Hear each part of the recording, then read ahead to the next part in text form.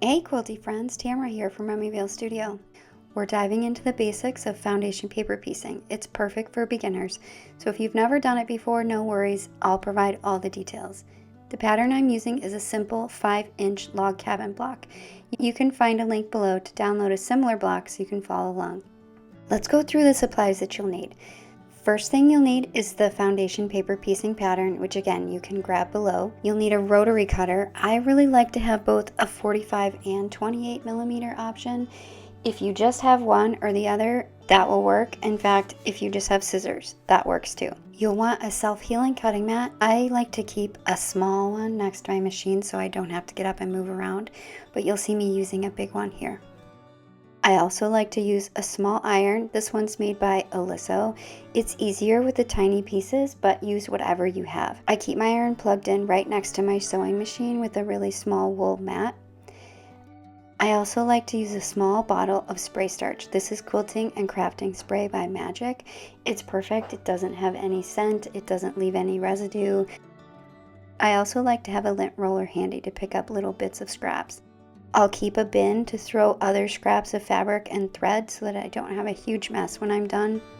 Other things I don't show here but you'll want to have are paper scissors, tweezers, seam ripper, possibly a fabric glue stick, and a clear acrylic ruler.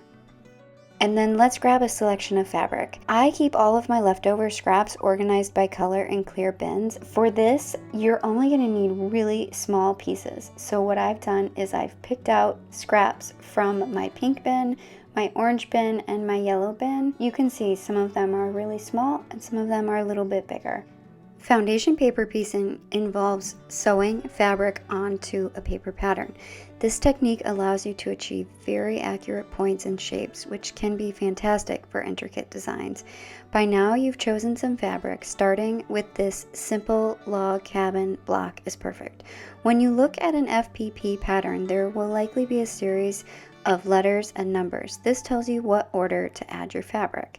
Fabric is added to the back of the paper and sewn from the front. The middle of this block is labeled A1, so that's where we'll start.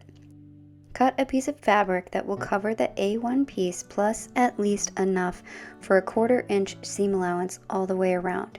You're going to place this piece of fabric with the wrong side of the fabric against the back of the paper. You can either use a small amount of temporary fabric glue to keep it from moving or just hold it in place. Next, cut a piece of fabric big enough to cover A2, plus at least a 1/4 inch seam allowance all the way around. This time you place the fabric right sides together with A1, covering the stitch line and making sure that there is enough fabric so that after you've sewn them together, you can fold the fabric over and it will cover A2 plus at least an additional 1/4 inch seam allowance. You're going to use a short stitch length, usually around 1.5 millimeters, and sew on the line between A1 and A2 only. Be sure to backstitch at the beginning and end. Before folding the A2 fabric piece over, let's trim the excess seam allowance. Fold the paper pattern onto itself at the stitch line. Use your clear acrylic ruler to trim the seam allowance to a 1/4 inch. Then flatten the paper and fold the A2 piece over so you can see the right side. Press the fabric, but be sure to pick up your iron rather than moving it side to side. Next, cut a piece of fabric big enough to cover A3 plus at least a 1/4 inch seam allowance all the way around. This time you place the fabric right sides together with A2, covering the stitch line and making sure that there is enough fabric so that after you've sewn them together, you can fold the fabric over and it will cover A3 plus at least an additional 1/4 inch seam allowance. Before folding the A3 fabric piece over, let's trim the excess seam allowance. Fold the pattern onto itself at the stitch line. Use your clear acrylic ruler to trim the seam allowance to a 1/4 inch. Then flatten the paper and fold the A3 piece over so you can see the right side, and press the fabric again. I'm going to go ahead and repeat these steps until all the fabric is added to the pattern.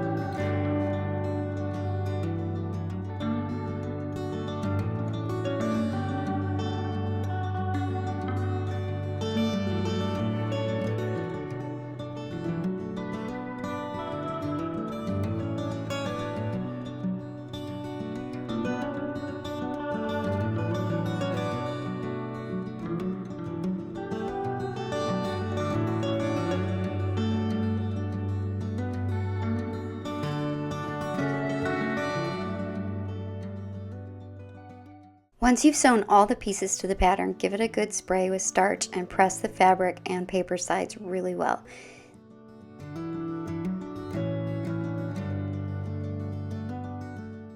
Then trim all of the edges, being sure to leave a 1/4 inch seam allowance. Your block is almost done.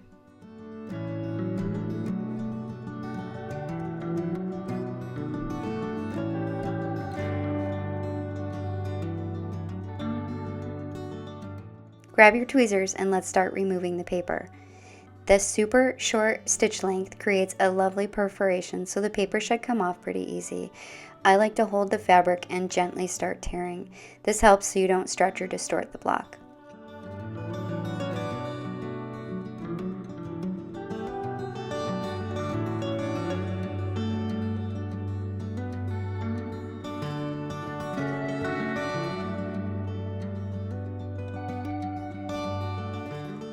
Once you've torn all the paper off, give it a good press on the front and back and you're finished. And there you have it, a beautifully precise paper piece block. From here you can join your blocks to create a quilt top, pillow cover, or any other project you can dream up. Foundation paper piecing might seem tricky at first, but with a little practice, it can be incredibly rewarding. I hope you feel inspired to try this out and add a new skill to your quilting toolbox. Don't forget to like, subscribe, and click the bell for more tutorials from Remi Vail Studio. Please share your projects with me on Instagram by tagging me at Remi Vail Studio and including the hashtag Remi Vail Studio. Happy quilting!